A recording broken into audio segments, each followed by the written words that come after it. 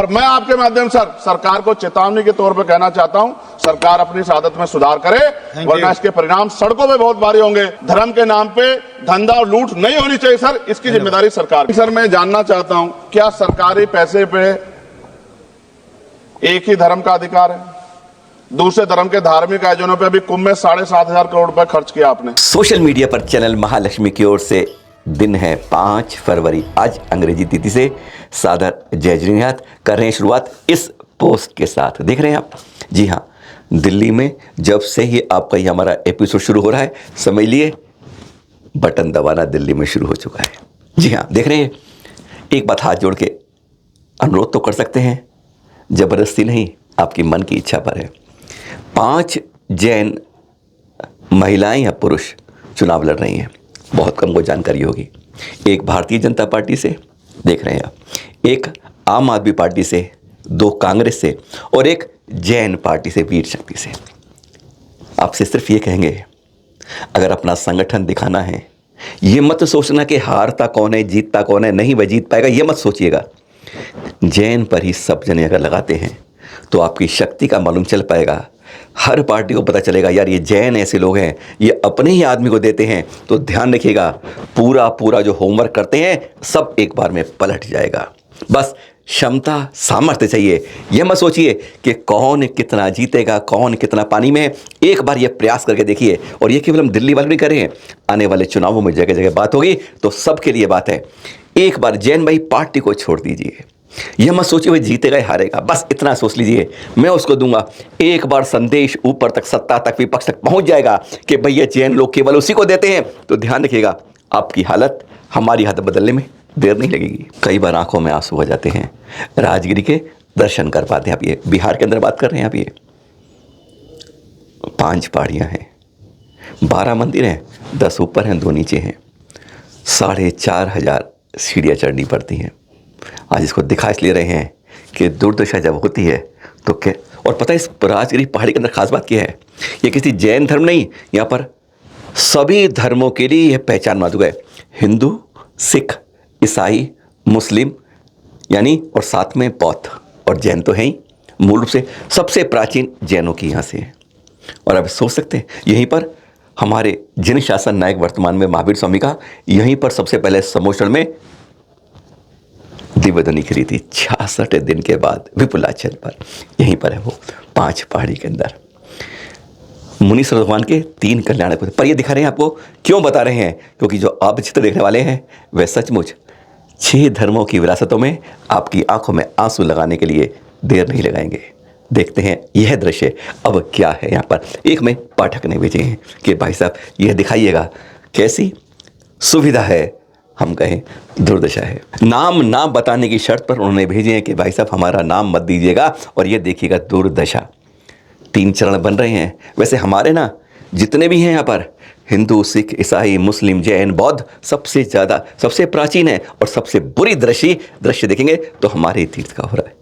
शर्म आ जाती है। कहते हैं सरकार नहीं, सब लोग कहते हैं इतने संपन्न समाज है, करोड़ों रुपए पंचकर्नाटक में खर्च करता है, सैकड़ों करोड़ के नए मंदिर बनाता है, और अपने पुराने इन क्षेत्रों पर कहते हैं आंख नहीं डालता है। देख रहे हैं, उन्होंने तक बताया कि जहां पर जिनवाणी रखनी चाहिए वहां पानी की बोतलें रखी हुई हैं।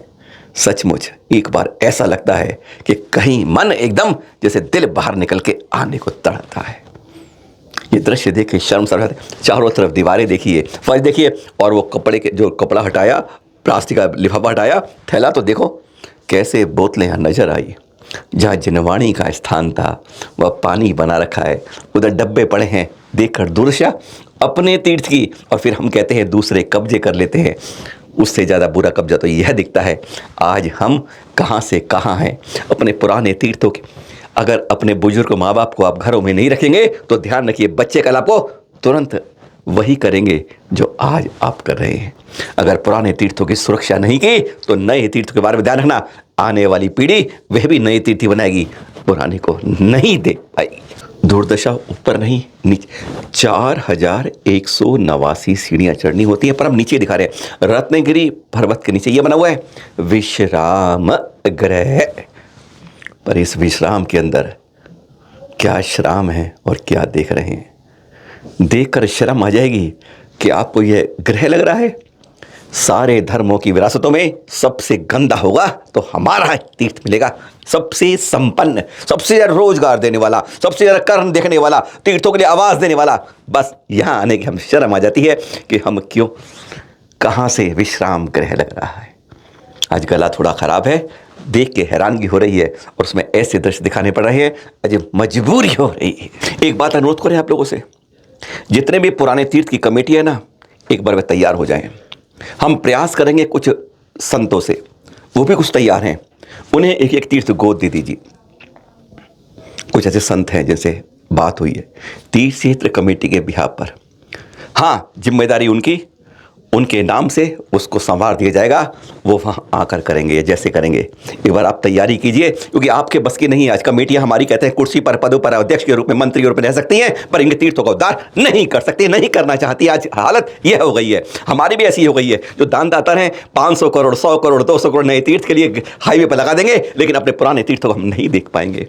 किसका कसूर है? किसी और का नहीं, हमारा ही कसूर है। हाँ, कुछ दिन पहले भारतवर्षीय दिगंबर जैन तीर्थ क्षेत्र कमेटी के नेतृत्व में एक पूरा जैनों का, कहते हैं आप, मिलकर लोग गए थे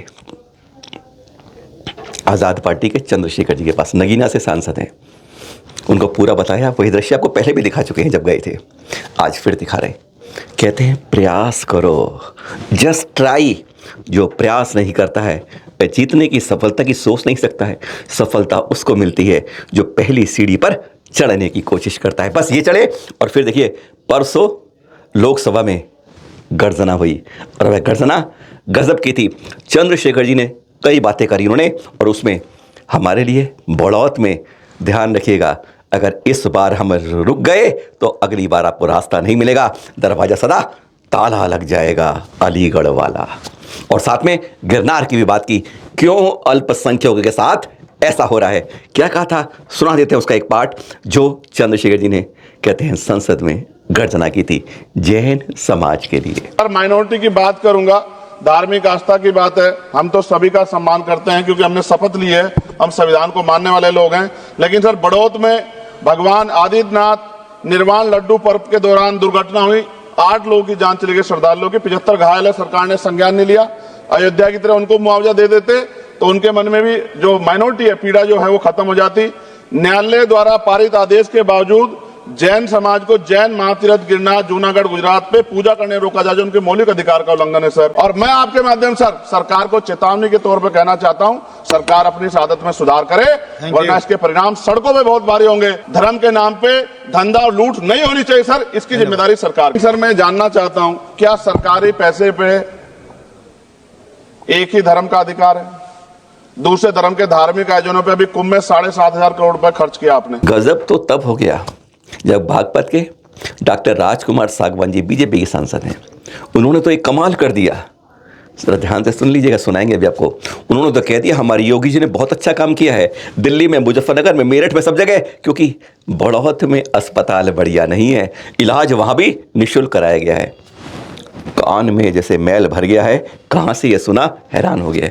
दिल्ली में इलाज चल रहा है, मुजफ्फरनगर में चल रहा है, मुकेश जी के अस्पताल चल रहा है, सब भुगतान कर रहे हैं वह करवाने वाले। एक नाम बताएं जहां पर यह अभी तक एक आना, एक धेला भी सरकार की ओर से दिया गया हो, मेरठ में, मुजफ्फरनगर में या दिल्ली में, जो उन्होंने राज्य वो संसद के अंदर यह बात कह दी और कहा आर्थिक सहायता की भी घोषणा कर दी। गजब की बात है कि संसद में इस तरह से जैनों के बारे में इस तरह झूठ, सफेद झूठ, सीधा सीधा स्पष्ट कहा गया। सुनिए आप, हैरानगी होती है कि इस तरह की बातें संसद में तक में कह दी जाती है। सुनिए जरा।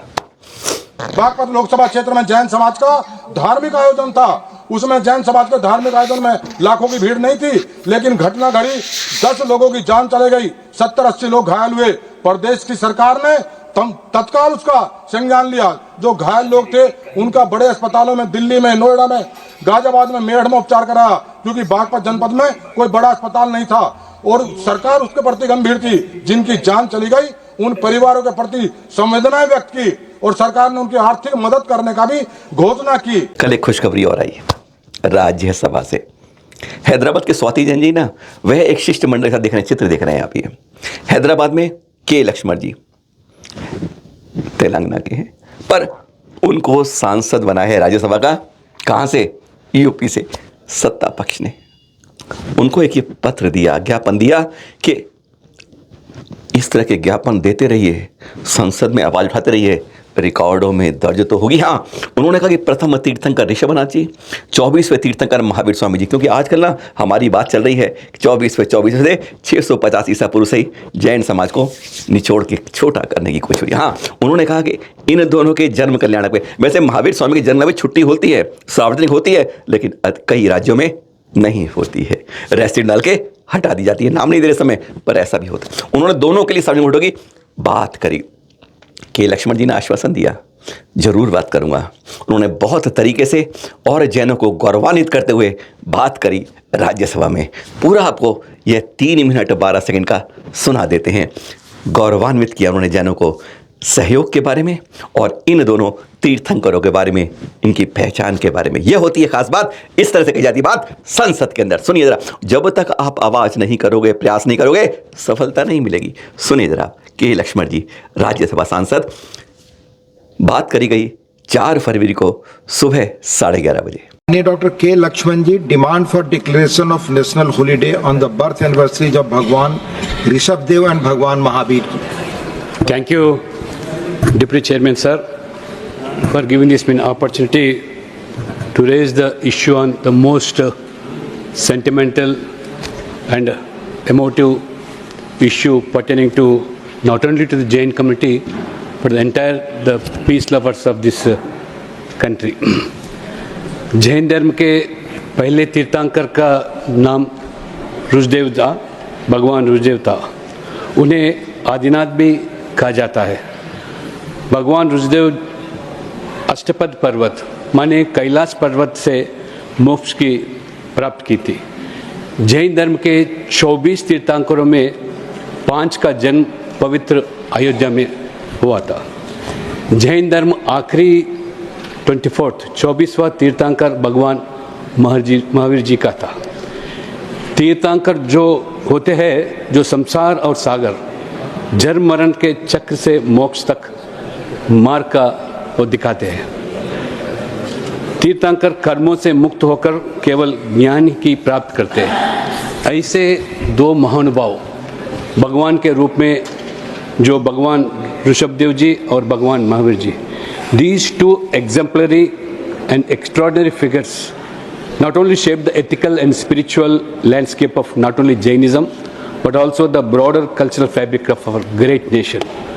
Bhagwan Rishabhdev, the first Tirthankar, is widely regarded as the founding figure of Jain philosophy. His teachings, based on principles of non-violence, ahimsa or satya, meaning truth.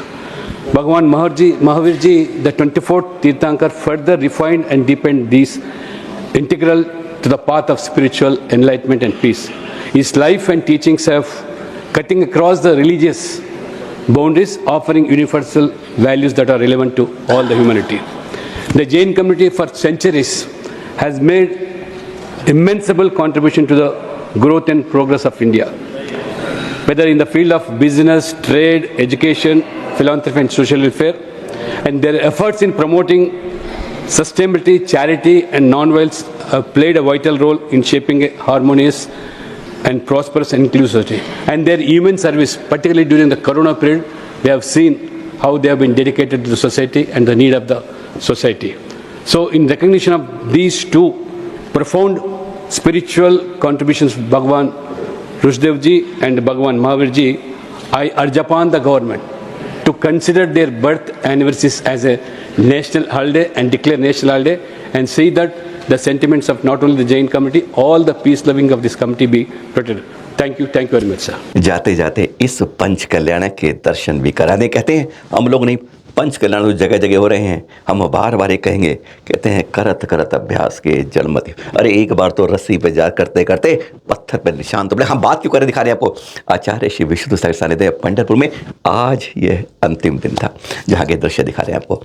पर बात क्यों कर रहे हैं, हाथ जोड़ के सभी संतों से, सभी प्रतिष्ठा से निवेदन करेंगे एक बार फिर, जहाँ जहाँ पंचकरण करवाते हैं, जहाँ जहाँ मनवाते हैं, एक राशि 5% 10% पुराने तीर्थों के लिए जरूर रखिए, जरूर निकालने दीजिए। आप तीर्थ क्षेत्र कमेटी तो किसी तीर्थ को उतार दें, पर यह एक संकल्प कर लीजिए कि जहां भी पंच कल्याणक होगा, जहां भी कोई महोत्सव होगा, जहां भी कोई कार्यक्रम होगा जैन समाज का, वहां पर एक निश्चित राशि हम पुराने तीर्थों की सुरक्षा के लिए, संरक्षण के संबंध में जरूर रखेंगे। दृश्य आप देख रहे हैं, देखते रहिए, पर ऐसी बात करेंगे। अरे अपने आप प्रयास नहीं करोगे, नई लकीर को खींचते सींचते नीचे की मिटती जाएगी। पानी पर नहीं, पत्थर पर निशान मारिए, सदा रहेगा। सादर जय जिनेंद्र।